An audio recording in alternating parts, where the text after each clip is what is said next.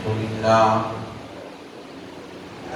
لله نحمده ونستعينه ونستغفره ونؤمن به ونتوكل عليه ونعوذ بالله من شرور أنفسنا ومن سيئات أعمالنا من يهده الله فلا مضل له ومن يضلل فلا هادي له ونشهد أن لا إله إلا الله وحده لا شريك له ونشهد أن سيدنا ونبينا وحبيبنا وطبيب قلوبنا وشفيعنا وشفاء صدورنا وأعلانا وأولانا ومولانا ومنجانا ومأوانا محمدا عبده ورسوله أرسله بالحق بشيرا ونذيرا وداعيا إلى الله بإذنه وسراجا منيرا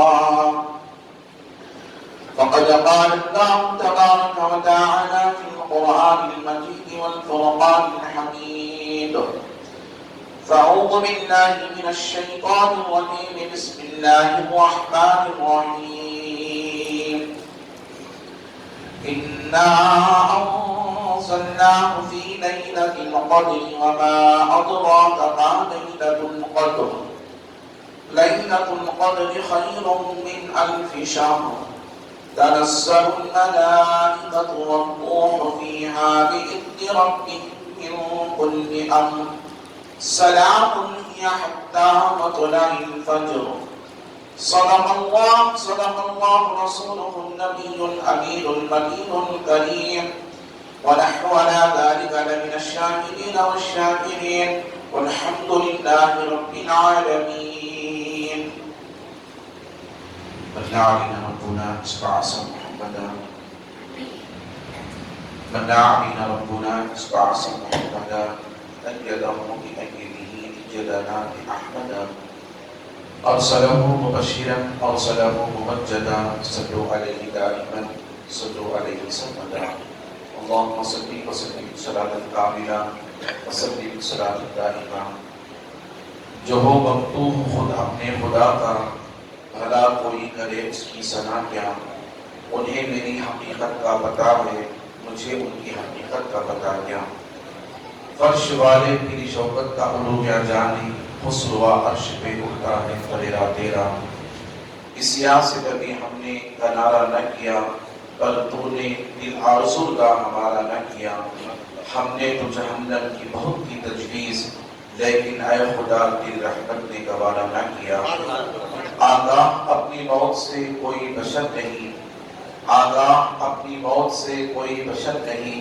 سامان 100 برس کا ہے بل کی خبر نہیں. مسجد کو بنا لی شب بھر میں ایمان کی حرارت والوں نے. من اپنا پرانا باقی ہے برسوں میں نمازی بن نہ سکا. درس قرآن اگر ہم نے بھلایا ہوتا درس قرآن اگر ہم نے بھلایا ہوتا یہ زمانے نہ زمانے نے دکھایا ہوتا.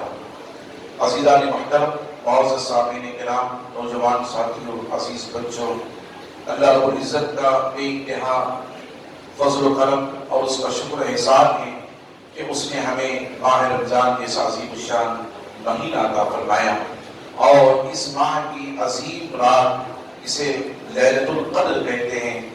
اس قدر والی رات میں اللہ رب العزت نے ہمیں اس کے گھر میں داخل ہو کر اس کی بندگی بجانے کا موقع عنایت فرمایا.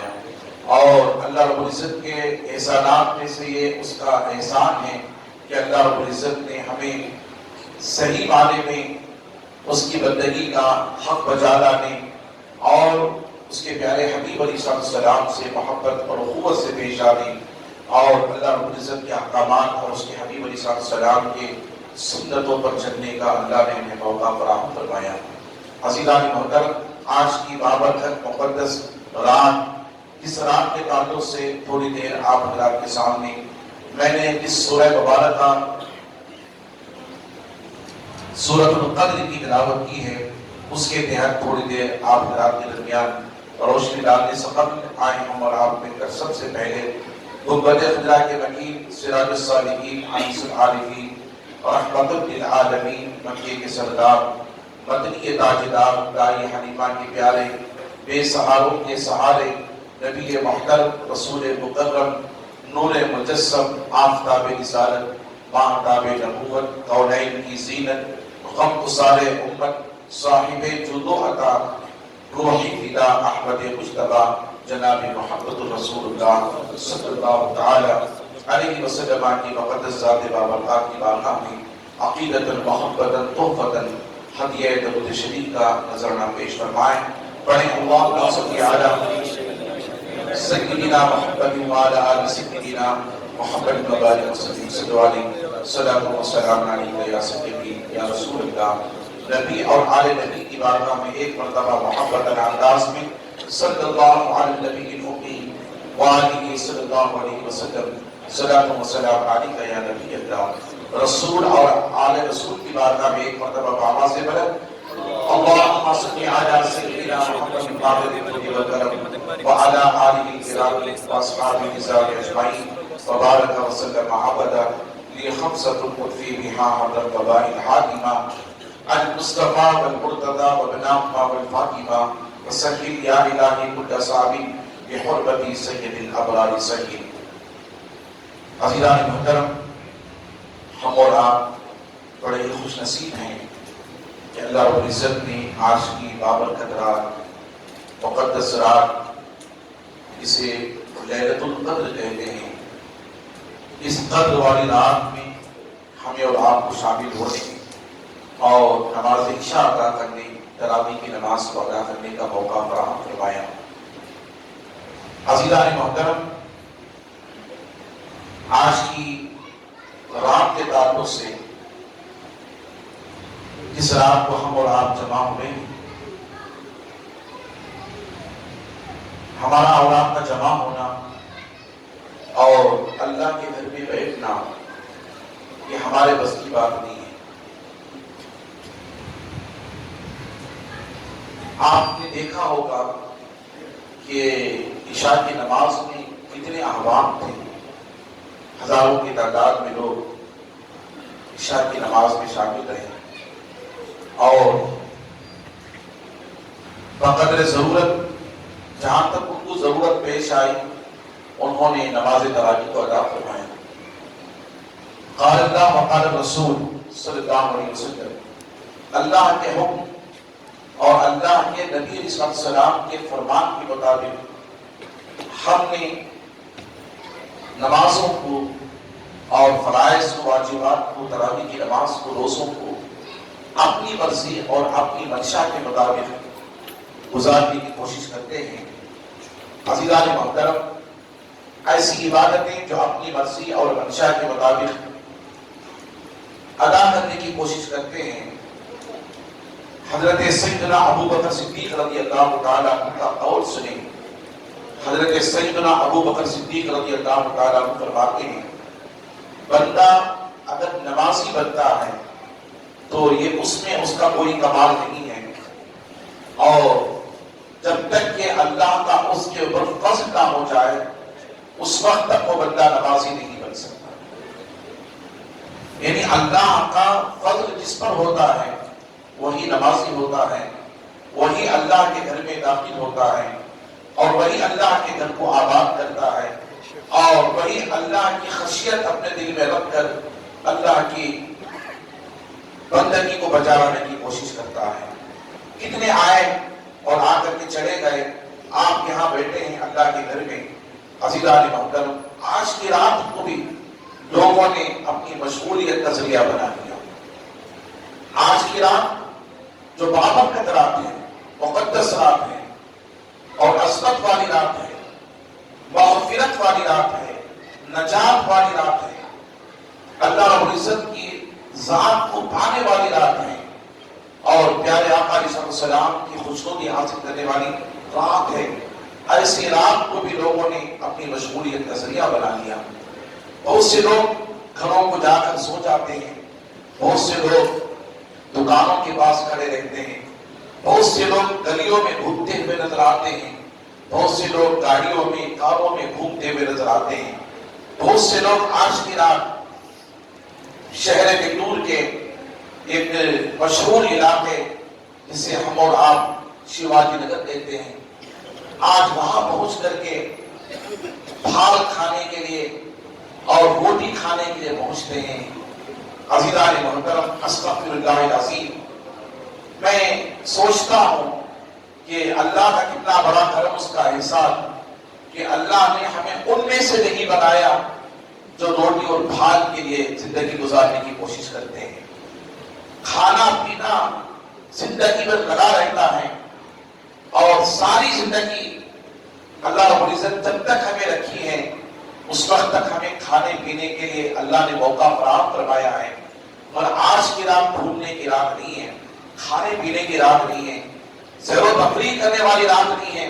میں تو اکثر یہ کہا کرتا ہوں، ہم تو جو ہے مسلک کے اہل سنت کے ہیں، اور ہمارے عقائد اللہ کی وحدہ لا شریک ذات کے بعد ساری کائنات میں سب سے بڑھ کر اگر کوئی مخلوق ہے تو مصطفیٰ جان رحمت صلی اللہ علیہ وسلم کی ذات مقدس ہے، اور آقا علیہ السلام کے بعد انبیاء کے مراتب ہیں، اور صحابہ ہیں، اہل بیت ہیں، تابعین ہیں، تبع تابعین ہیں، ائمہ مجتہدین ہیں۔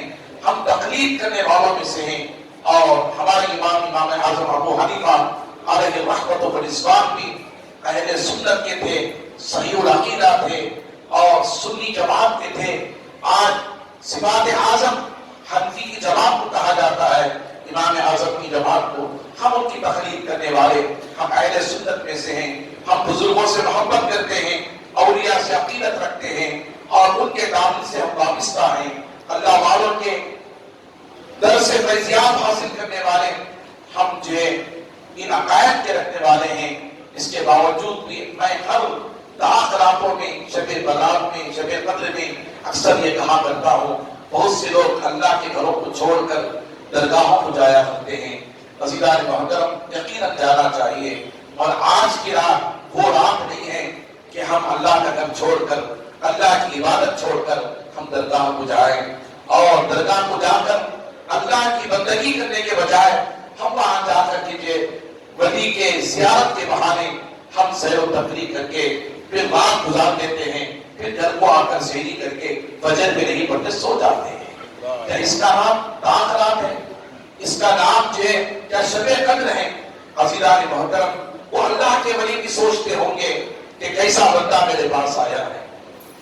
ساری زندگی اس ولی مکرم نے، محترم نے اپنی زندگی کو رب کے لیے قربان کیا، اور مصطفیٰ جان رحمت صلی اللہ علیہ وسلم کی زندگی کو اپنا آئینہ نمونہ بنا لیا، اور بنا کر کے ایسی زندگی گزاری۔ ان کا چلنا مصطفیٰ کا چلنا ہوتا تھا، ان کا دیکھنا مصطفیٰ کا دیکھنا ہوتا تھا، ان کا بولنا مصطفیٰ جان رحمت صلی اللہ علیہ وسلم کا بولنا ہوتا تھا، ان کا سماعت کرنا مصطفیٰ جان رحمت صلی اللہ علیہ وسلم کا سماعت کرنا ہوتا تھا، اور ان کا بیٹھنا مصطفیٰ جان رحمت صلی اللہ علیہ وسلم کا بیٹھنا ہوتا تھا، ان کا سونا مصطفیٰ جان رحمت صلی اللہ علیہ وسلم کے کا بوریا ہوتا تھا۔ عزیزان محترم، ان کی ساری زندگی مصطفیٰ جان رحمت صلی اللہ علیہ وسلم کے عین سنتوں کے مطابق ہوا کرتی تھی، جس کی وجہ سے اللہ نے قرآن میں فرمایا، الا ان اولیاء اللہ لا خوف علیہم ولا هم يحزنون الذین آمنوا وكانوا يتقون۔ خبردار، اللہ کے ولیوں کو نہ کسی چیز کا خوف ہوتا ہے، نہ کسی چیز کا غم ہوتا ہے، وہ اللہ کی بارگاہ کے متقی اور پرہیزگار ہوتے ہیں، اور نیکوکار ہوتے ہیں، اور ایمان والے ہوتے ہیں۔ جب یہ اللہ کی راہ میں اپنی زندگی گزار کر رسول کائنات صلی اللہ علیہ وسلم کے قدموں پر اپنی زندگی کو نچھاور کر کے دنیا سے کوچ کرتے ہیں، تو اللہ کے حبیب فرماتے ہیں، جب اللہ کا ولی دنیا سے جاتا ہے، اللہ کی بارگاہ میں اپنی جان کو قربان کرتا ہوا، اپنی زندگی کو میرے سنتوں کے آئینہ کار بناتا ہوا دنیا سے کوچ کرتا ہے، تو ہم کلام میں فرماتا ہے، وَلَا تَقُلْ لِمَنْ يُقْتَلُ فِي سَبِيلِ اللَّهِ أَمْوَاتٌ بَلْ أَحْيَاءٌ وَلَٰكِن لَا تَشْعُرُونَ۔ وہ لوگ جو اللہ کی راہ میں اپنی جانوں کو قربان کر دیتے ہیں، انہیں مردہ نہ کہو، بلکہ وہ زندہ ہیں، ان کی زندگی کا تمہیں شعور نہیں ہے۔ عزیزان محترم، وہ صرف زندگی کا، اللہ نے فرمایا تمہیں ان کی زندگی کا شعور نہیں ہے۔ آپ اندازہ کریں، ایک ولی جو دنیا سے جاتا ہے، ایک شہید جب دنیا سے جاتا ہے، تو اپنی زندگی کو رب کے نام پر قربان کرتا ہوا جاتا ہے، مصطفیٰ جان رحمت صلی اللہ علیہ وسلم کے قدموں پر نچھاور کرتا ہوا جاتا ہے۔ تو جب جاتا ہے دنیا سے تو یاد رکھ لیں وہ دنیا سے جاتا ہے اپنی جان کو فنا فی اللہ بقا فی اللہ کے منزل حاصل کرتے ہوئے وہ دنیا سے جاتا ہے۔ اللہ کے حبیب فرماتے ہیں بندہ جب فنا فی اللہ ہو جاتا ہے، یعنی اپنی ذات کو رب کی بارگاہ میں فنا کر دیتا ہے، تو رب اسے فرماتا ہے اے میرے بندے آجا، تو میری بارگاہ میں قربان ہو گیا، اپنی ذات کو میرے لیے فنا کر دیا، اب تو باقی رہے گا۔ فنا فی اللہ ہوا تھا، اللہ باقی ہے، اللہ تجھے باقی فرمائے گا۔ فنا فی اللہ کی منزل حاصل کرتے ہوئے وہ بقا فی اللہ کے منزل کی طرف دوڑتا ہے۔ قرآن کہتا ہے جب تک وہ زمین پر رہتا ہے، زمین پر رہتے ہوئے دنیا کے خبروں سے آگاہ رہتا ہے، اسے لوگ اللہ کے ولی سے ملاقات کرنے کے لیے جاتے ہیں، حسب معمول اللہ کے ولی کی بارگاہ میں حاضر ہو کے سلام کرتے ہیں، مصافحہ کرتے تھے، فیضیاب ہوتے تھے، دعائیں دیتے تھے اور ان کی زندگی پر عمل کرنے کی کوشش کرتے تھے۔ جب اللہ اپنی دنیا سے چلا جاتا ہے تو اللہ فرماتا قرآن مجید کے اندر لہم البشری فی الحیات الدنیا وفی الآخرہ لا تبدیل لکلمات اللہ ذالک هو الفوز العظیم۔ اللہ فرماتا ہے الا ان اولیاء، 11ویں پارے کے 11ویں رکوع کی آیت مبارکہ ہے، اللہ فرماتا ہے الا ان اولیاء اللہ لا خوف علیہم ولا هم يحزنون، خبردار اللہ کے ولیوں کو نہ کسی چیز کا خوف ہوتا ہے نہ کسی چیز کا غم ہوتا ہے۔ الذین آمنوا، یہ ایمان والی جماعت ہوتی ہے، الذین آمنوا وکانوا یتقون، اور یہ تقوی اور پرہیزگار کے بہار ہوتے ہیں۔ اب یہ تقوی کا پرہیزگار کی زندگی گزار کر آخرت کی طرف جاتے ہیں۔ اس آیت کے بالکل نیچے اللہ فرماتا ہے لہم البشری فی الحیات الدنیا وفی الآخرہ۔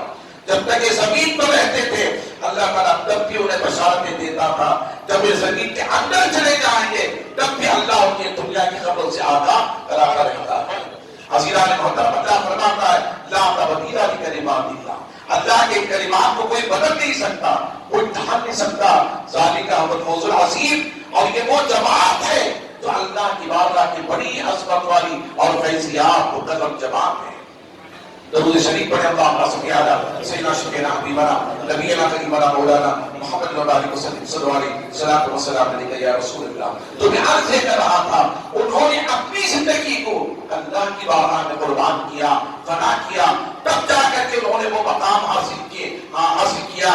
عزیزان محترم، اب اللہ فرماتا ہے تمہیں ان کی زندگی کا شعور نہیں ہے، شہید کی زندگی کا شعور تمہیں نہیں، وہ کس طرح قبر میں زندہ ہے، ولی کی زندگی کا شعور تمہیں نہیں، اور کس طرح اپنی قبر کے اندر زندہ ہے۔ تو عزیزان محترم، یہاں ایک رجحان لے کر، ایک ذہن میں بات لے کر کے آگے بڑھیں، وہ یہ ایک ولی کی زندگی کو قبر میں وہ کیسے ہیں، وہ شہید کی زندگی کو کہ قبر میں وہ کیسے ہیں ہم سمجھ نہیں سکتے، تو نبی کی زندگی کو کیسے سمجھ سکیں گے؟ نبی کی زندگی کو کیسے سمجھ سکیں گے؟ عزیزان محترم، کہیں پہن کر کے، سوٹ پہن کر کے کہہ دینا کہ آج کے دور میں محمد صلی اللہ علیہ وسلم سے مانگنا بھی حرام ہے، نعوذ باللہ من ذالک، چونکہ وہ کہتا ہے کہ وہ قبر میں زندہ نہیں ہے، بلکہ ایک عام انسان کی طرح، جیسے دنیا سے جا کر دنیا سے پوچھ کرتا ہے عام انسان، ایسے ہی محمد صلی اللہ علیہ وسلم جب سے محمد صلی اللہ علیہ وسلم کہہ کر کے وہ کہتا ہے کہ وہ قبر کے اندر زندہ نہیں ہے۔ جیسے پہلے مانگنا ان کے ساتھ حرام تھا، آج بھی مانگنا حرام ہے، نعوذ باللہ من ذالک۔ اگر ایسا ہوتا، یاد رکھ لیں رب کا کلام ایک وقتی طور پر نہیں ہوتا، ماضی اور حال مستقبل۔ یاد رکھیں جب سے کلام نازل ہوا ہے، جس سے شریعت مصطفی صلی اللہ علیہ وسلم نازل ہوئی ہے، اس وقت سے لے کر قیامت تک اللہ کا کلام جو کا تو باقی رہے گا، اس کا قول باقی رہے گا، اور اس قول پر ہمیں عمل کرنا لازم اور ملزوم ہے، اور اگر کوئی عمل نہیں کرے گا تو گنہگار ہوگا، انکار کرے گا تو کافر ہوگا۔ میں آپ حضرات کو بتاتا چلوں اللہ کے کلام کی، اللہ کے حبیب علیہ السلام کے تعلق سے ہم نے فرمایا وَأَمَّا السَّائِلَ فَلَا تَنْهَرْ، اے محبوب جو بھی آپ کی بارگاہ میں آئے اور آ کر کے مانگے اسے آپ جھڑکے مت۔ قرآن کی آیت مبارکہ ہے. جو بھی آپ کی بارگاہ میں آئے اور آ کر کے مانگے اور آپ اسے جھڑکے نہ بلکہ عطا کر دیں. اور یہ قرآن مجید کی آیت مبارکہ اللہ فرماتا ہے وَمَا آتَاكُمُ الرَّسُولُ فَخُذُوهُ وَمَا نَهَاكُمْ عَنْهُ فَانتَهُوا. اللہ فرماتا ہے میرے بندو میرا محبوب تمہیں جو دے اسے لے لو. وَمَا آتَاكُمُ الرَّسُولُ میرا محبوب جو تمہیں عطا کرے اسے لے لو. وَمَا نَهَاكُمْ عَنْهُ فَانتَهُوا اور جس چیز سے منع کرے اس چیز سے تم باز آ جاؤ رک جاؤ. عزیزان محترم یہ قول وقتی طور کے لیے نہیں ہے یہ قیامت تک کے لیے ہے. ہم نہیں صحابہ کی زندگی کو دیکھیں. صحابہ کرام رضوان اللہ علیہم اجمعین حضور پردہ کر جانے کے بعد علی مصطفیٰ جانے علیہ وسلم کو جب قبر اکبر کے اندر لٹایا جا رہا تھا تو آقا علیہ السلام کو لٹانے والے کون تھے؟ قبر میں اترنے والے کون تھے؟ مصطفیٰ جانے رحمت صلی اللہ علیہ وسلم کی کوئی اور نہیں تھا بلکہ دعوی رسول مولائے کائنات مولا علی شیر خدا جل اللہ تعالی وجہ کریم تھے. اور حضور کے چچا حضرت عباس رضی اللہ تعالیٰ تھے. یہ دونوں حضور کے قبر انور میں اترتے ہیں. اترنے کے بعد آقا علیہ السلام کو اپنے ہاتھوں میں لیتے ہیں سرکار کو قبر انور میں لٹاتے ہیں. اور جب قبر انور میں لٹاتے ہیں صحابہ بے ہوش ہیں. حضرت بلال حبشی بے ہوش ہیں. حضرت عمر بن خطاب نیام سے تلوار نکال چکے ہیں. خبردار اگر کوئی کہے کہ اللہ کا نبی دنیا سے فوت ہو چکا ہے عمر کی تلوار ہوگی اور اس کی گردن ہوگی. عزیزان محترم یہ صحابہ کا عقیدہ تھا. آج کا اگر کوئی بد عقیدہ کہتا ہے کہ حضور دنیا سے چلے گئے لہذا وفات پانے کے بعد وہ نہیں رہے نعوذ باللہ من ذالک وہ صحابہ کے عقیدے پر نہیں ہے. اور اللہ کے حبیب فرماتے ہیں انما حرم اللہ علی الارض اجساد الانبیاء. اللہ نے زمین پر حرام کر دیا ہے کہ وہ انبیاء کی جسموں کو نقصان پہنچائے. اور آئے بنی اسرائیل پر بڑے بڑے عذاب اترتے رہے. اللہ کے عزیزان محترم قوم عاد پر قوم ثمود پر کبھی پہاڑ پتھروں کے پہاڑ سے ان پر عذاب بن کر نازل ہوئے.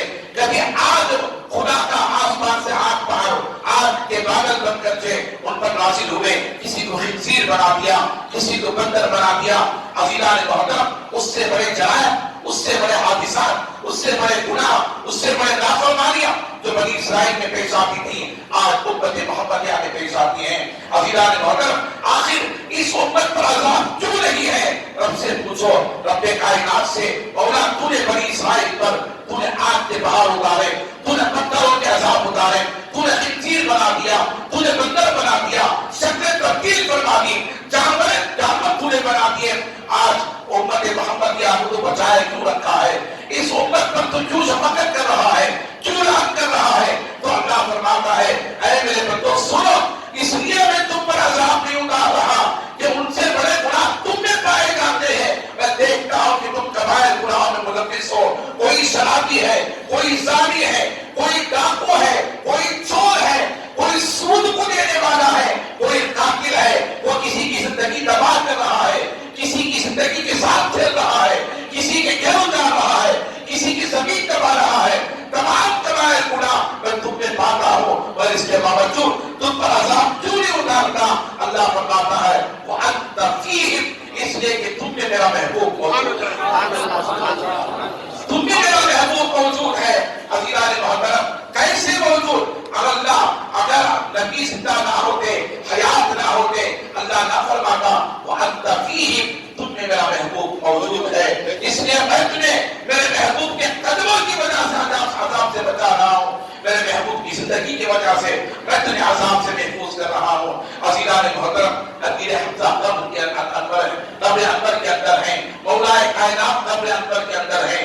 آپ سے پوچھیں حضرت علی المرتضیٰ قدم اللہ تعالیٰ وجہ کریم کہتے ہیں چچا جان اے امیر حمزہ حضرت عباس رضی اللہ تعالیٰ قبر انور کے اندر تھے تو پوچھا میں دیکھ رہا ہوں کہ میرے آقا کے دونوں ہونٹ ہل رہے ہیں دونوں ہونٹ ہل رہے ہیں. حضرت عباس سے کہا کیا مجھے اجازت ہے کہ میں دیکھوں کان رکھ کر کے میرے آقا کیا فرمانا چاہتے ہیں؟ میرے آقا یہاں کیا فرمانا چاہتے ہیں یہ صحابہ اکرام روایت فرما رہے ہیں. احادیث کے اندر یہ تاریخ موجود ہے. مصطفیٰ جان رحمت صلی اللہ علیہ وسلم کے قبر اکبر کے اندر حضرت علی مرتضیٰ رضی اللہ تعالیٰ حضرت عباس سے پوچھتے ہیں. حضرت عباس سے کہتے ہیں آپ کی اجازت ہو تو میں سن لو میرے آقا علیہ السلام کے زبان اقدس سے کیا فرمانا چاہ رہے ہیں, کیا فرمان جاری ہے. حضرت عباس کہتے ہیں ہاں علی دیکھو دیکھو مصطفیٰ جان رحمت صلی اللہ علیہ وسلم کیا فرمان جاری کرنا چاہتے ہیں اور کیا فرما رہے ہیں, آپ کی زبان اقدس سے کیا ہے. عزیزان محترم, تو حضرت علی اپنے کان کو حضور کے ہونٹوں پر رکھتے ہیں. حضور اپنے کان, سیدھے کان کو حضور کے ہونٹوں پر رکھتے ہیں, قریب کرتے ہیں. اللہ اکبر کبیرہ. وہ نبی محترم رسول مکرم نور مجسم کائنات کا اللہ نے جسے مالک و مختار بنایا. عزیزان محترم وہ رسول, اس رسول پر اللہ نے فرمایا انا اعطینا الکوثر, اے محبوب ہم نے آپ کو خیر کیسر آب کوثر عطا فرمایا, خیر کثیر کا آپ کو میں نے مالک بنایا. انا اعطینا الکوثر, اے محبوب ہم نے آپ کو خیر کثیر کا مالک بنایا. پھر اللہ فرماتا ہے فصلی ربک وانحر, بس اپنے رب کے لیے نماز پڑھیں اور قربانی پیش کریں. عزیزان محترم حضرت علی کام رکھتے ہیں, وہ رسول کہتے ہیں کیا رسول کی زبان پر قبر کے اندر ہے, کہتے ہیں رب حبلی امتی رب حبلی امتی رب حبلی امتی. اے اللہ تو میری امت کو بخش دے, اے اللہ تو میری امت کو بخش دے, اے اللہ تو میری امت کو بخش دے. آپ اندازہ کریں قبر میں لیٹ کر کے بھی مصطفیٰ جان رحمت صلی اللہ علیہ وسلم قبر کے اندر سے امت کو یاد کر رہے ہیں. رب کی بارگاہ میں کہہ رہے مولا تو میری امت پر عذاب نہ ہوگا, میری امت کو بخش دے مولا, میری امت کی مغفرت فرما دے. عزیزان محترم وہ ایسے رسول ہیں قبر میں لیتے ہیں امت کو یاد کر رہے ہیں, قبر میں لیتے ہیں امت کو یاد کر رہے ہیں. درود شریف پڑھیں. اللہم صلی علی سیدنا شفیعنا حبیبنا مولانا محمد مبارک وسلم صلی اللہ علیہ صلاۃ و سلام علیہ یا رسول اللہ. آج کی رات ہمیں اللہ کے گھر میں رہ کر اللہ کو پانے کے بجائے سیر و تفریح پہ لگے ہوئے ہیں. کیا اسی کا نام قدر ہے؟ آؤ عائشہ صدیقہ سے پوچھو. اے عائشہ صدیقہ, اے ہماری ماں, اے امہات المؤمنین, نبی مومنوں کی ماں, آپ بتائیں آقا علیہ السلام ماہ رمضان میں راتوں میں شب قدر میں کیا کرتے تھے؟ اللہ غنی. حضرت عائشہ صدیقہ رضی اللہ تعالیٰ عنہا فرماتی ہیں ماہ رمضان میں ایک رات ہے جس کا نام شب قدر ہے. اس شب قدر کو پانے کے لیے میرے آقا صلی اللہ علیہ وسلم ترکی کے خیمے میں پہلے عشرے کا اعتکاف فرمایا, پھر دوسرے عشرے کا اعتکاف فرمایا. پھر آقا علیہ السلام نے اپنے چہرے کو خیمے کے اندر سے باہر نکالا, آسمان کی طرف جھانکا تو اللہ نے جبرائیل کو فرمایا جبرائیل میرے محبوب کی بارگاہ میں جاؤ. جبرائیل سرکار کی بارگاہ میں آئے. آنے کے بعد کہا یا رسول اللہ, اللہ نے آپ کو سلام بھیجا ہے. اور اللہ تعالیٰ فرماتا ہے کہ اللہ نے تاخ راتوں میں اور شب قدر کو آخری عشرے میں رکھا ہے اور آخری عشرے کے 5 تاخ راتوں میں رکھا ہے. عزیزان محترم ان 5 تاخ راتوں میں اللہ نے شب قدر کو رکھا ہے اور شب قدر کو پانے کے خاطر حضور اکرم صلی اللہ علیہ وسلم نے 1 سال پورے مہینے کے اعتکاف فرمایا, پورے مہینے کے اعتکاف فرمایا. حضرت عائشہ صدیقہ فرماتی ہیں کہ جب آخری عشرہ آتا تو آقا علیہ السلام اپنے کہبت کو قبر سے سختی کے ساتھ باندھ دیتے اور باندھنے کے بعد اللہ کے نبی صلی اللہ علیہ وسلم مسجد میں تشریف لے جاتے. آپ اندازہ کریں حضور علیہ السلام جو کہبت کو سختی کے ساتھ باندھتے اور باندھ کر کے مسجد میں تشریف لے جاتے. حضرت عائشہ فرماتی ہیں کہ اللہ کے نبی صلی اللہ علیہ وسلم شب قدر کی رات میں کہبت باندھ کر سختی سے اور جو ہے وہ مسجد میں تشریف لے جانے کے بعد کثرت سے اللہ کی عبادت کرتے, کثرت سے اللہ کی عبادت کرتے. حضرت عائشہ صدیقہ فرماتی ہیں حضرت ابی بن کعب رضی اللہ عنہ صحابی رسول ہیں, میں قسم کھا کر کہتا ہوں کہ اگر رمضان کے آخری عشرے میں اگر کسی کی اگر کسی نے اللہ نے شب قدر کو رکھا ہے, کسی تاخرات میں رکھا ہے, تو میں نے دیکھا کہ وہ 27 کی شب میں رکھا ہے۔ اللہ، یہ صحابی رسول ہیں، حضور صلی اللہ علیہ وسلم کے صحابی ابی بن کعب رضی اللہ تعالی کہتے ہیں کہ میں قسم کھاتا ہوں کہ اگر شب قدر کسی رات میں 5 راتوں میں تو وہ لیلۃ القدر جو ہے 27 رات میں ہے۔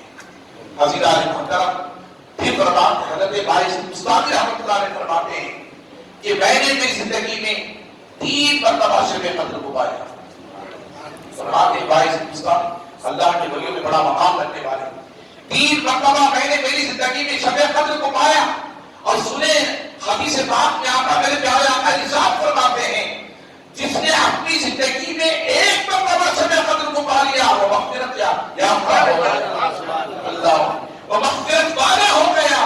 عزیزان محترم بس اتنا ہی نہیں، یاد رکھنے میرے آقا ارشاد فرماتے ہیں قیامت تک کی میری امت کے لیے 1 شب قدر کافی ہے۔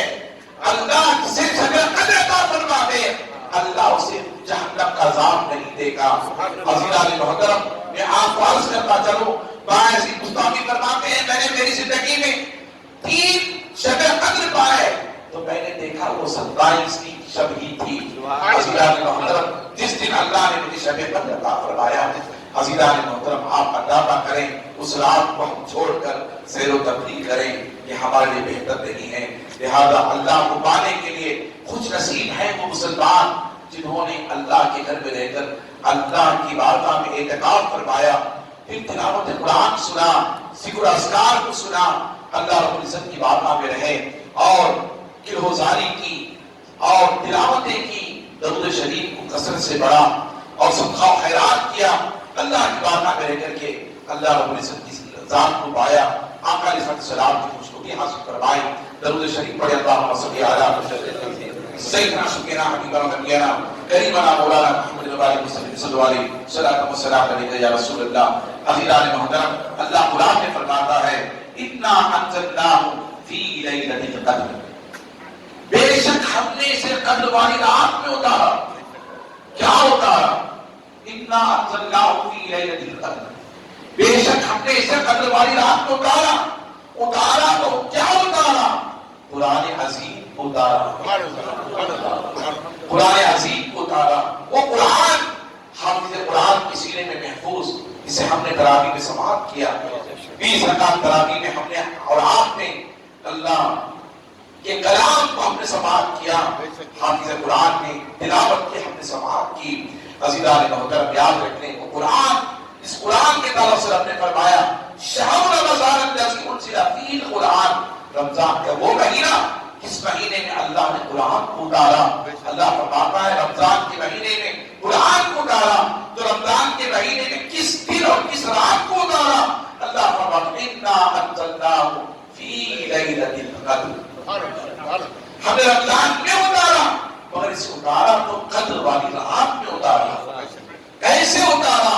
لوح محفوظ سے سارے قرآن کو اللہ نے پہلے آسمان پر نازل فرمایا، پھر پہلے آسمان پر نازل کرنے کے بعد بتدریج 23 سال کے عرصے میں اللہ کے نبی صلی اللہ علیہ وسلم کو قلب اطہر پر 23 سال کے عرصے میں قرآن کا نزول کرتا رہا، قرآن کو اتارتا رہا۔ جو قرآن ہے اللہ فرماتا لا یمسہ الا المطہرون، تو اس وقت تک میرے کلام کے قریب نہ آنا اور میرے قرآن کو ہاتھوں میں نہ لینا، اللہ فرماتا لا یمسہ الا المطہرون، جب تک کہ تم پاکی نہ حاصل کرو، غسل کے ساتھ نہ ہو جاؤ اور تم وضو نہ بنا لو، اس وقت تک میری کتاب کو تم نہ چھینا۔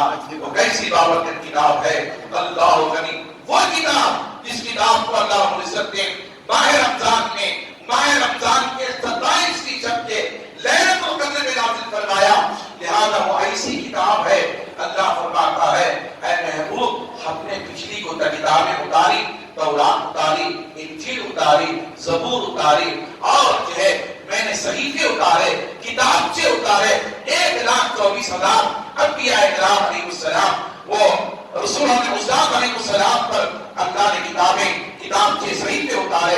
اللہ نے کسی کتاب کی حفاظت کا وعدہ نہیں لیا اور کسی صحیفے کی حفاظت کا وعدہ نہیں لیا۔ اللہ فرماتا ہے محبوب میں نے اس لیے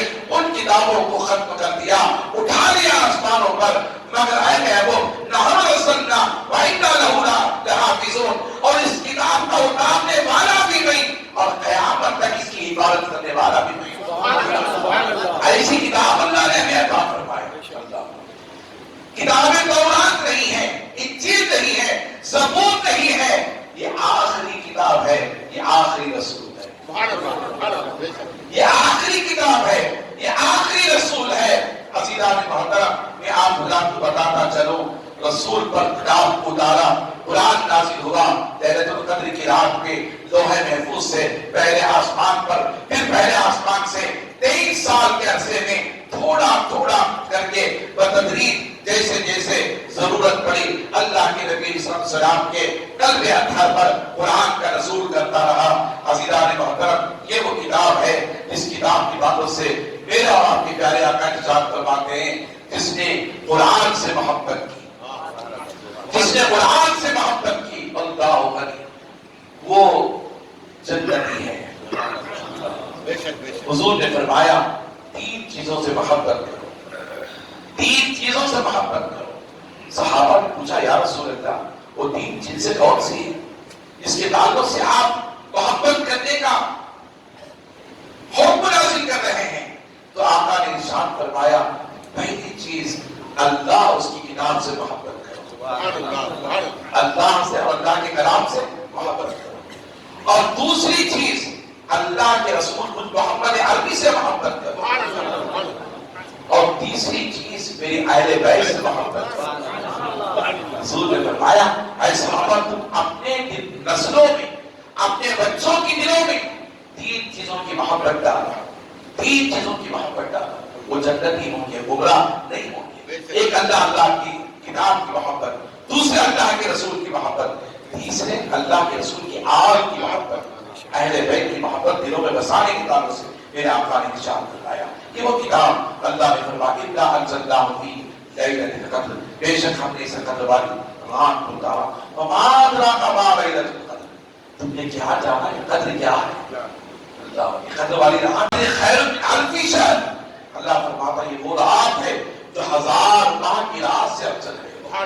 اللہ 1000 ماہ کی رات سے افضل ہے. تنزل الملائکہ، اللہ فرماتا اس میں ملائکہ اترتے ہیں، فرشتوں کا رسول ہوتا ہے. صحابہ نے پوچھا یا رسول اللہ آج کی رات فرشتے کیسے نازل ہوتے ہیں؟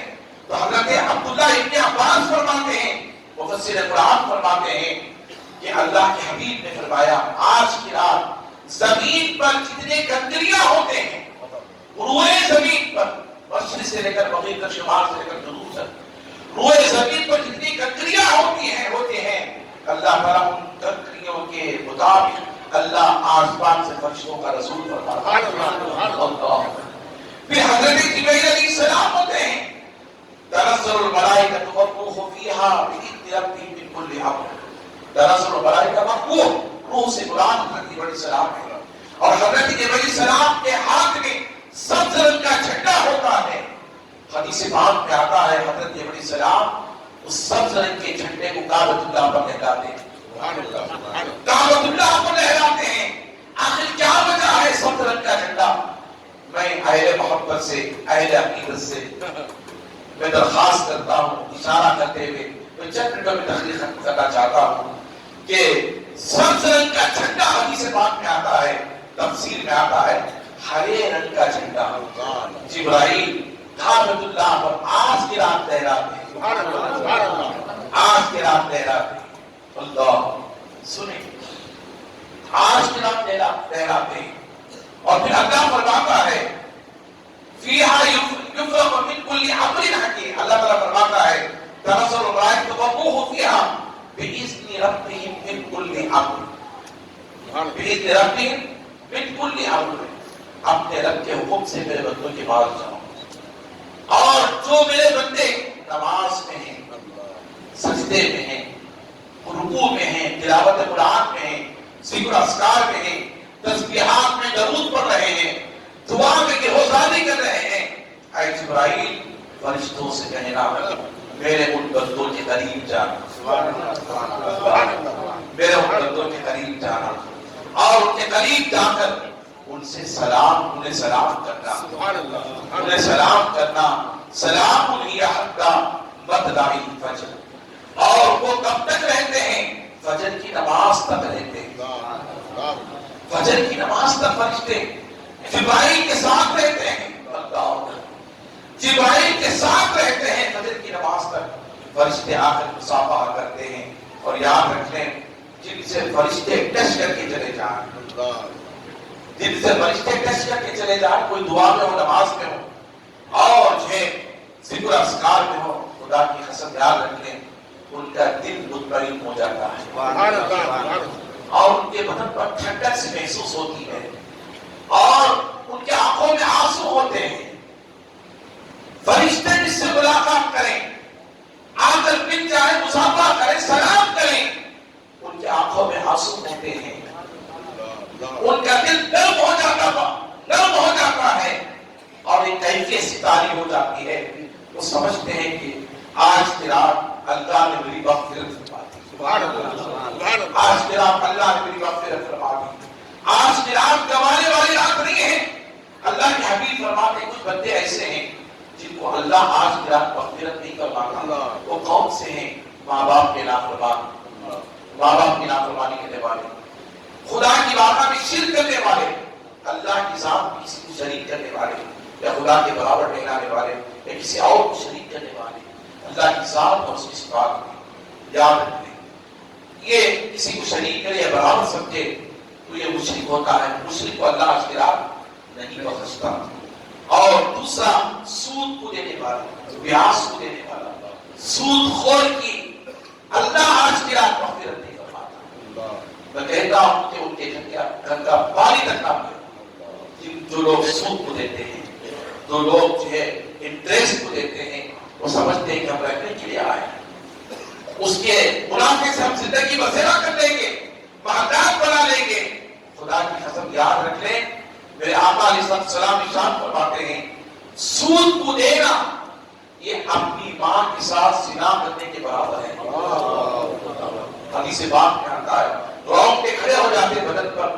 اللہ غنی امام اعظم ابو حنیفہ علیہ رحمۃ اللہ ایک جنازے میں پہنچے، نہلایا جا رہا تھا، سخت گرمی تھی، تپش تھی، دھوپ تھی، بس ان کے شاگردوں نے کہا کہ حضور بڑی گرمی ہے، شدت کی گرمی ہے، آپ اس گھر کی کنارے آ جائیں، صحن میں آ جائیں اور آ کر اس صحن میں کھڑے ہو جائیں۔ امام اعظم نے کہا کہ مجھے اس گھر کے صحن میں نہیں کھڑے ہو سکتا، اس پہ چھاؤں تھی، کہا نہیں کھڑے ہو سکتا۔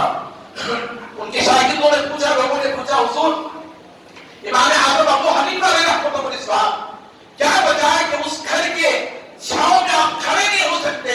تو کہا میں بتانا نہیں چاہتا تھا، اگر تم پوچھ رہے ہو تو میں بتا دیتا ہوں۔ اللہ نے کیسا امام ہمیں عطا فرمایا، کیسا فقیہ ہمیں عطا فرمایا۔ امام اعظم ابو حنیفہ جیسا فقیہ، متقی پرہیزگار امام اللہ نے ہمیں عطا فرمایا۔ ہم خوش نصیب ہیں، فخر سے کہتے ہیں کہ ہم حنفی ہیں، ہم امام اعظم کی تقلید کرنے والے ہیں۔ عزیزان محترم وہ امام کہتا ہے اے لوگوں سنو، میں اس وجہ سے اس گھر کی دہلیز، اس گھر کی دیوار کے چھاؤں میں کھڑے نہیں ہو سکتا کہ اسے میں نے قرض دیا ہے، اسے میں نے قرض دیا ہے، اس نے ابھی تک مجھے نہیں لوٹایا ہے۔ ہو سکتا ہے کہ میں اس کی چھاؤں میں جا کر کھڑے ہو جاؤں، میں ڈرتا ہوں اللہ کی بارگاہ میں کہ کہیں اس کی چھاؤں بھی میرے سود نہ بن جائے۔ اللہ غنی، آپ اندازہ کریں کیسے فقیہ اللہ نے ہمیں عطا فرمایا، کیا تقویٰ تھا امام اعظم ابو حنیفہ علیہ رحمۃ اللہ کا۔ اس لیے میں کہتا ہوں ایسے لوگوں کی صحبت نہ کریں، ان کے گھر کا کھانا نہ کھائیں اور پانی نہ پئیں۔ میرے آقا آپ مجھے پوچھیں کیوں، اس کی وجہ کیا ہے؟ حضیران محترم میرے آقا ارشاد فرماتے ہیں جس کے پیٹ میں ایک حرام کا لقمہ پہنچ جائے 40 دن کی دعا اور عبادت اللہ اس کے قبول نہیں کرتا، 40 دن دعا اور عبادت اللہ تعالیٰ اس کی قبول نہیں کر پاتا۔ عزیزان محترم سود کو دینے والا آج کی رات میں بخشا نہیں جاتا، جوا کھیلنے والا آج کی رات میں بخشا نہیں جاتا، شراب پینے والا آج کی رات میں بخشا نہیں جاتا۔ عزیزان محترم میں آپ کو بتاتا چلوں، ماں باپ کا نافرمان، زنا کرنے والا، سود کھانے والا، شرک کرنے والا اور جو ہے بیاس کو دینے والا اور جو ہے تاش کھیلنے والا، ایسا شخص آج کی رات میں بخشا نہیں جاتا۔ حضور کی بارگاہ میں کہا تھا یا رسول اللہ آخر وہ کیسے بخشا جائے گا، آخر وہ بخشا کیسے جائے گا؟ تو میرے آقا ارشاد فرماتے ہیں رب بڑا قریب ہے، رب بڑا قریب ہے۔ آج کی رات بندہ اسے رب کو پا کر سجدے میں سر رکھ کر گروزانی کرتا ہوا، آنکھوں میں آنسو بہاتا ہوا رب کو پکارے، اے اللہ تیرے سوا کوئی بخشنے والا نہیں ہے، تیرے سوا کوئی رحم کرنے والا نہیں ہے، میں نے جو گناہ کیے ہیں ان گناہوں سے میں توبہ کرتا ہوں، ان نافرمانیوں سے میں توبہ کرتا ہوں، مولا میرے گناہ معاف فرما دے۔ اللہ فرماتا ہے توبوا الی اللہ توبۃ نصوحا، جب میرا بندہ میری بارگاہ میں ایسی توبہ کر دے کہ وہ توبہ اس کے بندے تب تک قائم رہ جائے، نصیحت خیز بن جائے، تو اللہ اس کے سارے گناہوں کو معاف فرما دے گا، اس کی بخشش فرما دے گا۔ اللہ فرماتا فرشتوں گواہ ہو جاؤ میں نے اسے ایسا گناہوں سے پاک کر دیا جیسا وہ ماں کے پیٹ سے پیدا ہوا۔ آقا علیہ السلام کی بارگاہ میں صحابہ نے پوچھا یا رسول اللہ صلی اللہ علیہ وسلم رب تبارک و تعالی اس کے گنہگار بندے کو کیسا بخشتا ہے؟ تو میرے آقا ارشاد فرماتے اس کے آگے حضرت ابو ہریرہ ہے، آقا ارشاد فرماتے ہیں زمین سے لے کر آسمان تک بندہ گناہوں کی گٹری پہنچا دے، آسمان تک اس کی گناہ بلند ہو جائے، اور آج کی رات بندہ اللہ کی بارگاہ میں معافی چاہ لے کہ وہ گناہ کبھی نہ کرے، تو اللہ اس کے سارے گناہوں کو معاف فرما دے گا، اللہ اس کے سارے گناہوں کو معاف فرما دے گا۔ حضرات محترم حضور صلی اللہ علیہ وسلم کی بارگاہ میں صحابہ کرام بیٹھے ہوئے تھے، ایک بچہ گم ہو گیا، ایک ماں کا بچہ گم ہو کر وہ دوڑ رہا تھا، بھاگ رہا تھا، ماں اس بچے کو تلاش کرتے ہوئے وہ پہنچی، حتیٰ کہ اللہ کے نبی صلی اللہ علیہ وسلم کے قرب جوان بھیجے، وہ بچہ پہنچا تھا، ماں کو تلاش کرتی تھی، وہ دوڑ بچے کو تلاش کرتی تھی، ماں دوڑتی ہوئی آ رہی ہے، دوڑتے ہوئے آ رہی ہے، حتیٰ کہ بچہ اسے مل گیا، ملنے کے بعد اس نے اپنے بچے کو چیخ رکھ لیا، اپنے باہوں میں رکھ لیا، آنکھوں میں آنسو بہایا کہ بیٹا تم کہاں چلے گئے تھے، بیٹا تم کہاں چلے گئے تھے، اگر تم نہ ملتے تو میری جان چلی جاتی۔ ماں کہتی ہے بیٹا تم نہ ملتے تو میری جان چلی جاتی۔ ماں اپنے باہوں میں لیتی ہے، آنکھوں میں آنسو بہاتی ہے۔ صحابہ یہ منظر دیکھتے رہتے ہیں، میرے آقا سے پوچھتے ہیں یا رسول اللہ ایک ایسی ماں ہے اپنے ماں بچے سے کتنا پیار کرتی ہے، محبت کرتی ہے، تو میرے آقا ارشاد فرماتا ہے صحابہ سنو، اگر یہ اپنے بچے کو جہنم میں ڈالنا چاہے تو کیا اپنے بچے کو جہنم میں ڈالے گی؟ حضور پوچھتے ہیں اپنے بچے کو جہنم میں ڈالے گی؟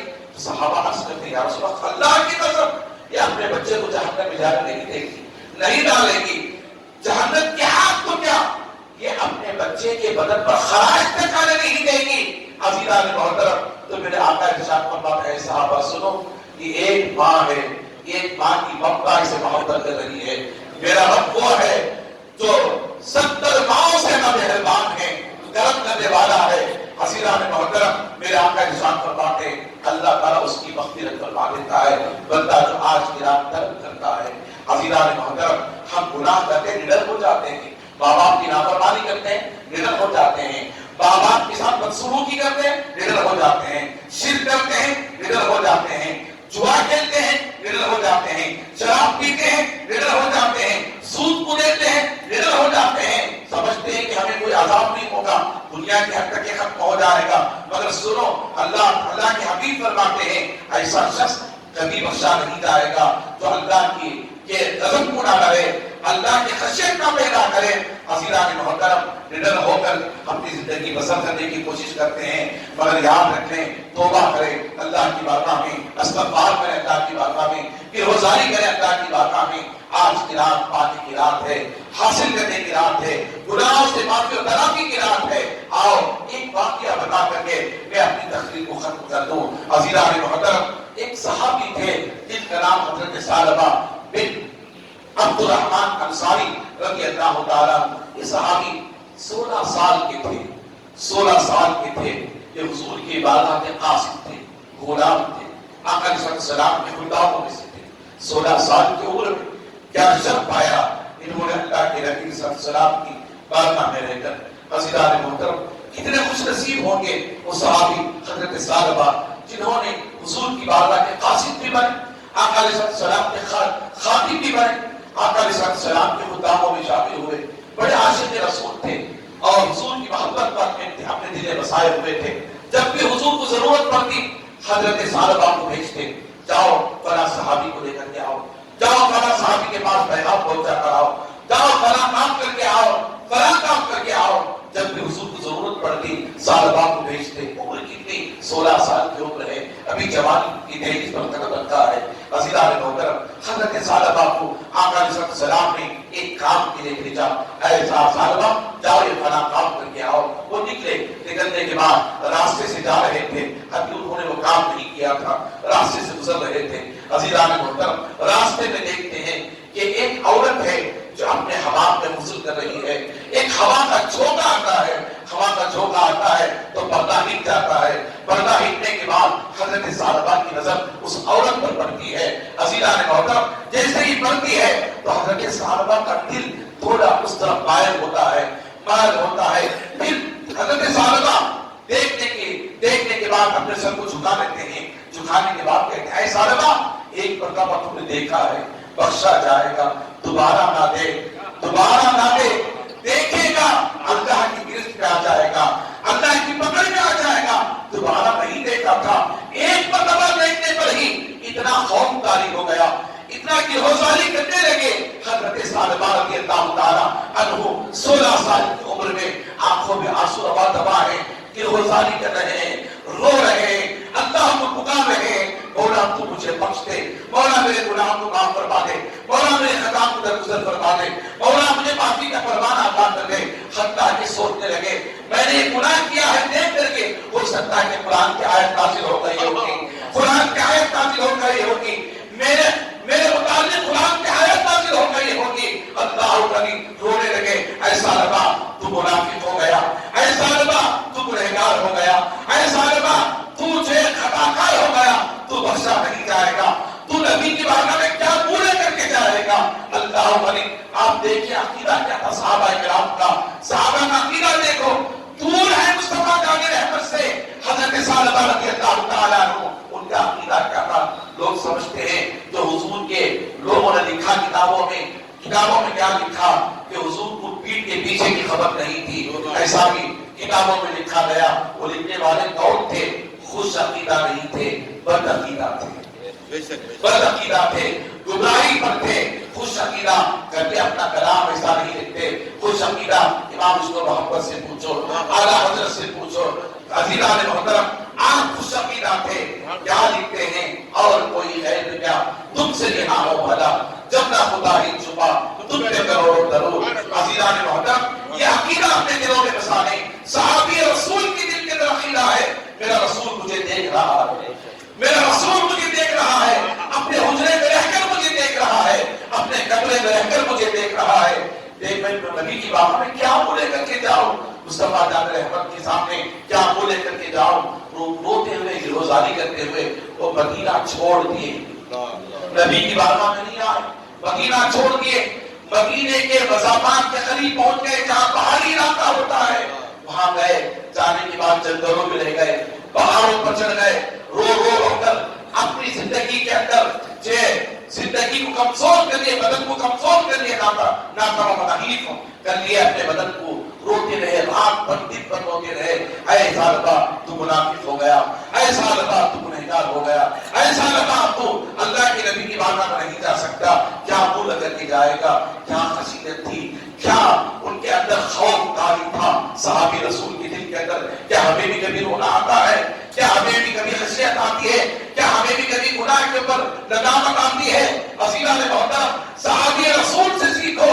ایک ہفتہ گزر گیا وہ نہیں آئے، 2 ہفتے گزر گئے نہیں آئے، 3 ہفتے گزر گئے نہیں آئے، لہذا وہ اپنے گھر کو بھی نہیں گئے، نبی کی بارگاہ میں بھی نہیں آئے، مدینے کے مضافات میں جنگلوں میں چلے گئے، پہاڑوں پر جا کر کے ٹھکانہ بنا لیا، روتے رہے گے، روزانی کرتے رہے۔ حضور نے فرمایا اے صحابہ نہیں آیا، اے صحابہ نہیں آیا، میں نے اسے پیغام دے کر کے بھیجا تھا، ابھی تک وہ نہیں آیا، جاؤ دیکھو۔ اللہ صحابہ مدینے میں تلاش کر رہے، حضرت صحابہ کے گھر کو گئے نہیں ملے، گلیوں میں گئے نہیں ملے، پھر مضافات کے قریب گئے نہیں ملے، حتیٰ کہ 40 دن گزر گئے۔ حضور صلی اللہ علیہ وسلم نے حضرت عمر کو بلایا، اے عمر ادھر آؤ، اور اے سلمان فارسی تم بھی آؤ۔ 2 صحابہ کو حضور نے بلا کر کے کہا جاؤ، سال بعد جہاں ملتا ہے اسے لے کر کے میرے پاس آؤ، اسے تلاش کر کے لے کر آؤ۔ عزیزان محترم، حضرت سعد رضی اللہ تعالیٰ عنہ تلاش کرنے کے خلیفۃ المسلمین عمر بن خطاب نکل پڑے، سلمان فارسی نکل پڑے، مدینے کی گلیوں میں تلاش کیا نہیں ملا، اور گھر میں تلاش کیا نہیں ملا، حتیٰ کہ مدینے کے باہر نکل پڑے اور ایک چرواہے سے ملے۔ چرواہے سے پوچھا ہے، چرواہے بتاؤ، ایک بچہ ہے، نوجوان بچہ جس کا نام ثعلبہ ہے، اس کا بدن ایسا ہے، اس کا قدم ایسا ہے اور اس کے کپڑے ایسے ہیں، اس کا قد اتنا ہے، کیا تم نے اسے دیکھا؟ کیا تم نے اسے دیکھا ہے؟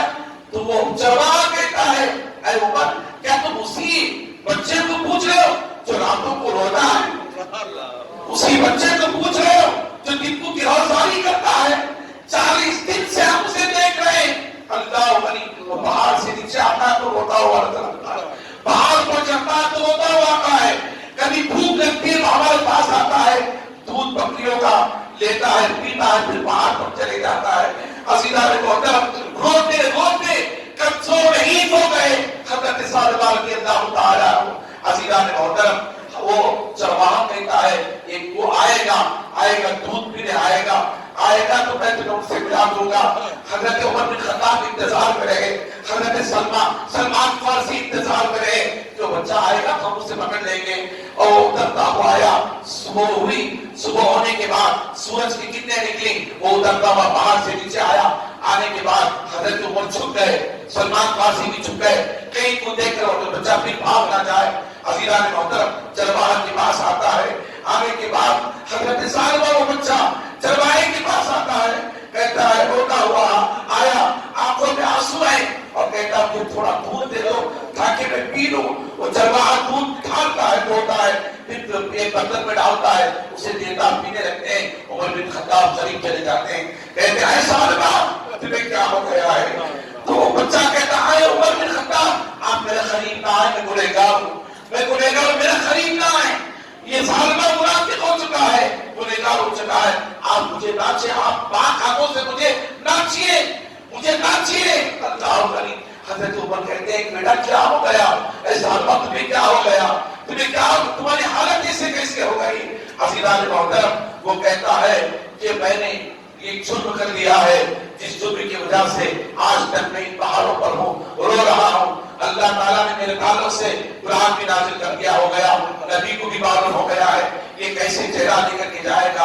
عمر بن خطاب کہتے ثعلبہ گھبراؤ نہیں، نبی نے تمہیں طلب کیا ہے، نبی نے تمہیں بلایا ہے، نبی نے تمہیں بلایا ہے، گھبراؤ نہیں، آؤ ہم تمہیں لے کر کے جاتے ہیں۔ وہ بچہ ثعلبہ کہتا ہے عمر بن خطاب اے سلمان فارسی میری ایک درخواست ہے، میری ایک شرط میں آؤں گا مگر ایک شرط ہے۔ کہتے وہ شرط کیا ہے؟ مجھے نبی علیہ السلام کے پاس اس وقت لے جاؤ جب حضور نماز پڑھا رہے ہیں، حضور نماز پڑھا رہے ہیں، ایسے وقت مجھے لے کر کے جاؤ۔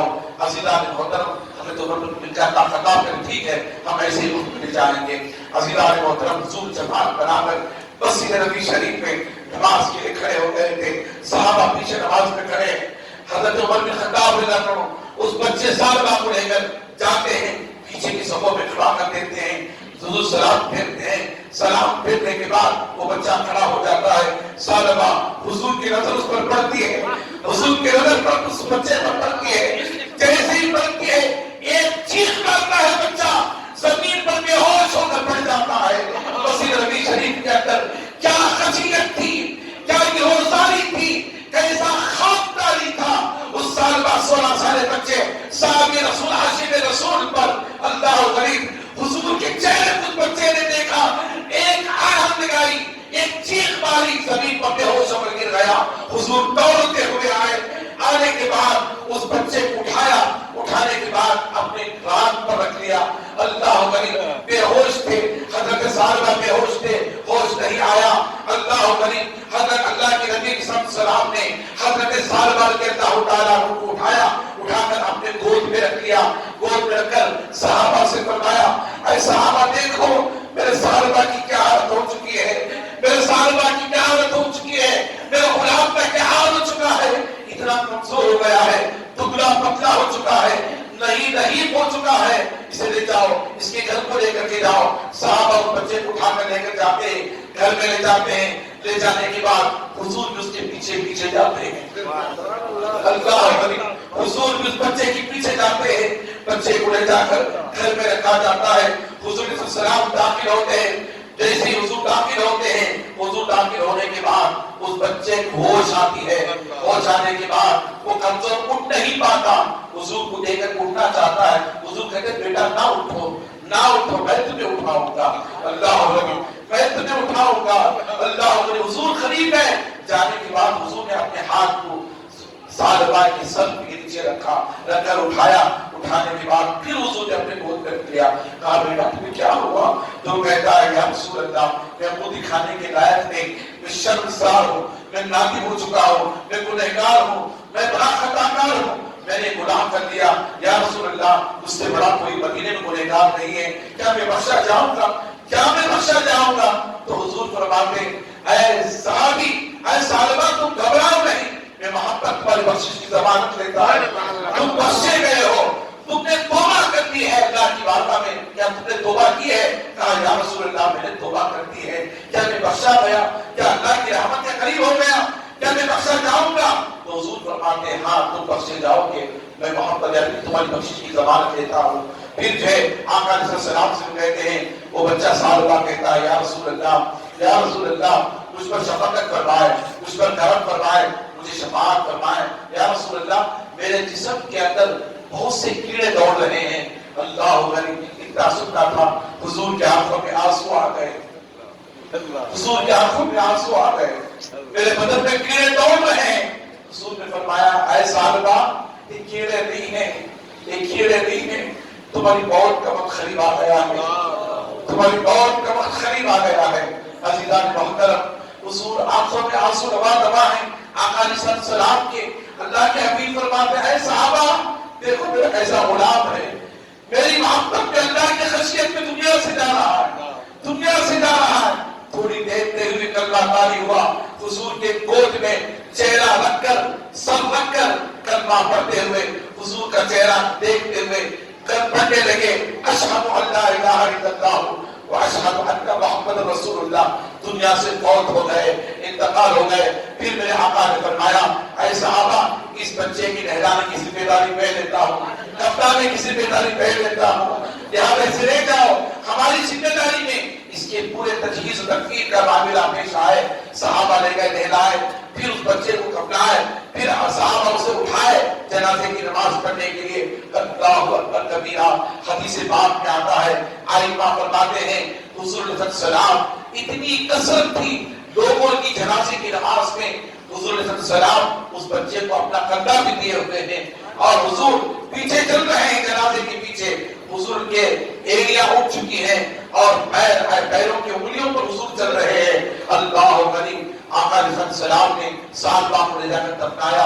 دفنانے کے بعد صحابہ نے پوچھا یا رسول اللہ، آج تک ہم نے آپ کو ایڑی سے پیروں کے ایڑیوں کو اٹھا کر پیروں کے انگلیوں سے آپ کو نہیں دیکھا، یا رسول اللہ کیا وجہ ہے، کیا وجہ ہے؟ تو میرے آقا نے ارشاد فرمایا اے صحابہ سنو، میرے صحابی اس 16 سال کے بچے عاشق ذات اور عاشق رسول کی مغفرت ایسے اللہ کی بارگاہ میں ہوئی، ایسے اس نے رونا، اس نے گرہوزاری کرنا، اور میری طرف اس کے دل میں لے کر جو دنیا سے گیا، اللہ کو اتنا پسند آیا، اتنا پسند آیا، میرے رب نے فرمایا اے فرشتوں، آسمان پر رہنے کی ضرورت نہیں، جاؤ ثعلبہ کی جنازے میں شامل ہو جاؤ۔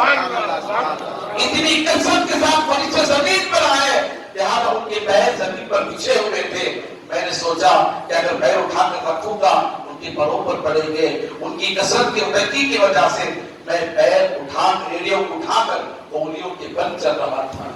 عزیزان محترم، کیسی مغفرت والا اللہ غنی، میرے آقا علیہ السلام کی ارشاد فرماتے ہیں ثعلبہ نے ایسی توبہ کی، ایسی توبہ کی، اللہ نے انہیں جنت کی بشارت دے دی۔ آج ہمیں کبھی غفلت، تراویح ہم نے چھوڑی، کیا کبھی ہم پشیمانی ہوئی؟ نمازیں ہم نے چھوڑی، کیا پشیمانی ہوئی؟ ہم نے جو ہے روزہ نہیں رکھا، کیا کبھی پشیمانی ہوئی؟ ہم نے تلاوت نہیں کی، کیا ہم نے کبھی پشیمانی ہوئی؟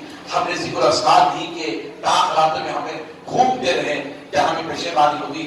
عزیزان محترم، آج کی رات توبہ کریں، آنکھوں میں آنسو بہائے، ندامت حاصل کریں۔ اللہ کی بارگاہ میں وقت ہو چکا ہے، 1 گھنٹہ گزر چکا ہے۔ عزیزان محترم، میں اپنی تقریر کو ختم کرتے ہوئے آپ سے التماس کرتا ہوں، ہماری مسجد میں چاند جب نظر آتا ہے، ماہ رمضان ختم ہونے کے بعد جب چاند نظر آتا ہے تو عید کا چاند ہوتا ہے۔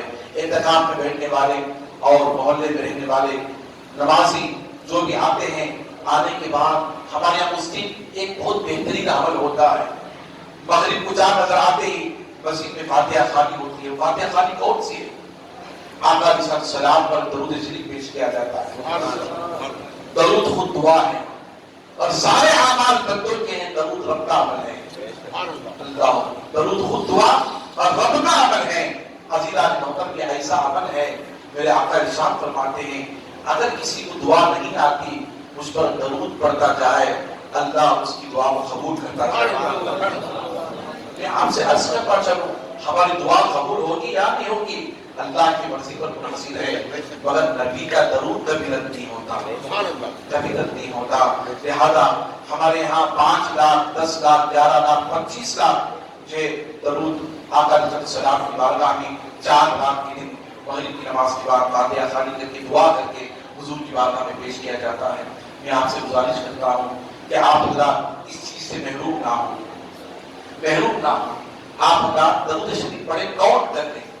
میں آپ سے التماس کرتا ہوں کہ 5 وقت آپ نماز پڑھتے ہیں، ایک 10 منٹ حضور کے لیے درود شریف کے لیے وقت کر دیں، وقت کر کے آپ درود پڑھتے ہیں، جو بھی آپ کو درود آتا ہے، 5000 10,000 2000 جتنا آپ درود پڑھتے ہیں 3 دنوں میں، ابھی 4 رات تک آپ لکھ کر کے مکہ مسجد کے پاس ہم تک پہنچا دیں، مولوی صاحب کو پہنچا دیں، اپنا نام اور جتنا درود آپ نے پڑھا ہے لکھ دیں، آپ کے نام سے انشاءاللہ تعالیٰ حضور کی بارگاہ میں درود پہنچائے جائے۔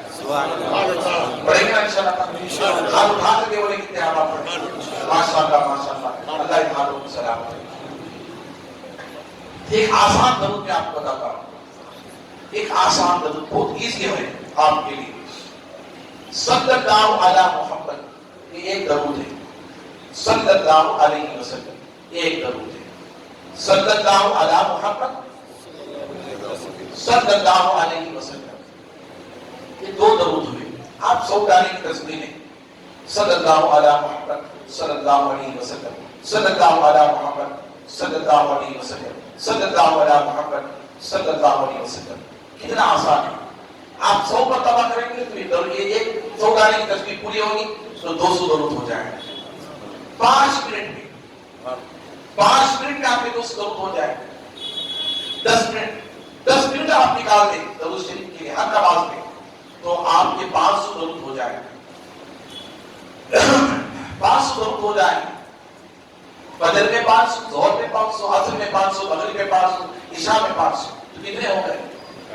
روزانہ ایک دن میں 2,500 درود شریف ہوتے ہیں، 2,500 درود شریف ہوتے ہیں۔ تو لہذا 3 دنوں میں آپ اللہ کتنا پڑھیں گے؟ 7,500 آپ کے درود شریف ہوتے ہیں۔ لہذا آپ اللہ آئیں اور آپ نے لکھوا دیں، انشاءاللہ تعالیٰ یہ درود شریف آپ کی مغفرت کا بھی ذریعہ بنے گا اور ہمارے اور آپ کے والدین کی مغفرت کا بھی ذریعہ بنے گا انشاءاللہ تعالیٰ۔ 2 رکعت نماز بتا دیتا ہوں آج کے رات کی۔ 2 رکعت نفل نماز پڑھیں، 2 رکعت نیت کر کے۔ پہلی رکعت میں، ہر رکعت میں 2 رکعت میں علم کی سورہ کے بعد 7 مرتبہ سورہ اخلاص پڑھیں، قل هو اللہ کا سورہ پڑھیں، بہت آسان ہے۔ قل هو اللہ کا سورہ پڑھیں ہر رکعت میں۔ پہلی رکعت میں علم کی سورہ کے بعد 7 مرتبہ قل هو اللہ کا سورہ، پھر دوسری رکعت میں علم کی سورہ کے بعد 7 مرتبہ قل هو اللہ کا سورہ۔ جب یہ پڑھیں گے، پڑھنے کے بعد آپ اسی مسئلے پر بیٹھ جائیں، بیٹھ کر کے آپ جو ہے 70 مرتبہ یہ استغفار پڑھیں، تسبیح پڑھیں، استغفر اللہ العظیم لا حول ولا قوة الا باللہ العلی العظیم واتوب الیہ، استغفر اللہ العظیم لا حول ولا قوة الا باللہ العلی العظیم واتوب الیہ۔ اس تسبیح کو آپ 70 مرتبہ پڑھیں، روایتوں میں آتا ہے۔ پھر درود شریف جتنا آپ سے ہو سکے 3 مرتبہ 11 مرتبہ پڑھیں۔ روایتوں میں آتا بندہ ابھی وہاں سے اٹھتا بھی نہیں ہے، اللہ تعالیٰ اس کی اور اس کے ماں باپ کی مغفرت کروا دے۔ سبحان اللہ سبحان اللہ، اس کے ماں باپ کی مغفرت کروا دیتا ہے۔ پھر جو ہے وہ اللہ تعالیٰ فرشتوں سے فرماتا ہے، فرشتوں میرے اس بندے کے لیے جنت کو آراستہ کر دو، اللہ میرے اس بندے کے لیے جنت کو آراستہ کر دو، اور جتنی نعمتیں میں نے جنت میں اس کے لیے رکھی ہیں، اور ان نعمتوں کو جب تک یہ نہ دیکھ لے گا اس وقت تک سے اور نہیں دوں گا۔ اللہ 2 رکعت نماز میں اتنا بڑا اجر ثواب ہے، اس لیے آپ حضرات اس 2 رکعت نفل نماز کی نیت کر کے پڑھیں۔ صلاۃ التسبیح کی نماز بھی ہے، تلاوت قرآن بھی ہے، اللہ تعالیٰ مجھے اور آپ کو نیکی کی توفیق عطا فرمائے۔ لہذا آپ حضرات سے میری گزارش ہے التماس ہے کہ جو حضرات ضرورت سے فارغ ہونا چاہتے ہیں، فارغ ہونے کے بعد فوراً پھر مسجد میں آ جائیں۔ آج 2-3 گھنٹے باقی رہ گئے ہیں، 10 بج چکے ہیں، لہذا 2 3 4 5 کے بعد تو نماز ہو جاتی ہے۔ 2 بجے صلاۃ تسبیح کی نماز دعوت اسلامی دیوبند کی جماعت کے ساتھ پڑھائیں گے، پھر اس کے بعد 3 بجے ہلکا ذکر ہوگا، دعا ہوگی، درود خوانی ہوگی، تمام امت مسلمہ کے لیے دعا کا اہتمام ہوگا، پھر اس کے بعد سحری کا انتظام ہے۔ اس سے پہلے ابھی یہ ختم ہوتے ہی حافظ صاحب تلاوت کریں گے، آپ تلاوت سنیں گے، پھر اس کے بعد جو ہے آپ حضرات ذکر اذکار میں رات خوانی میں شامل رہیں۔ یہ تمام عبادتیں ہیں، اللہ تعالیٰ مجھے اور آپ کو نیکی کی توفیق عطا فرمائے۔ وآخر دعوانا الحمد للہ رب العالمین۔ السلام علیکم ورحمۃ اللہ وبرکاتہ۔